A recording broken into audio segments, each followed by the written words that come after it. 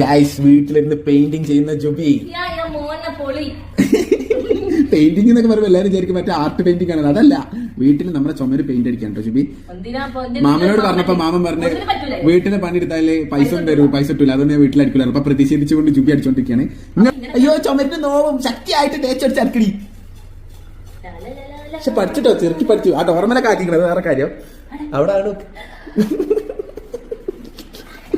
പ്രതിഷേധം. പിന്നെ ആരാക്കണ് വേറെ അവിടെ ആറ് പെയിന്റ് അടിച്ച് പണിക്കൊക്കെ പോകണ്ട. ഓക്കെ, പൈസ കൃത്യമായിട്ട് വൈകുന്നേരം കയ്യിൽ ഏൽപ്പിച്ചിരിക്കണം.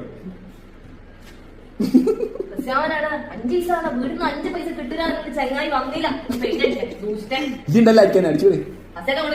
പിന്നെ എനിക്കവിടെ പെയിന്റ് പള്ളിയല്ലേ പണി, അല്ലാതെ അവിടെ 100 വട്ടം പണിയുണ്ട്. വെറുതെ ഇരിക്കണം, ചായ ഇരിക്കണം, ചോറിടണം. അത് അവിടെ മാത്രം തിളങ്ങണം. അടിച്ചോട്ട് തന്നെ അടിച്ചോട്ട്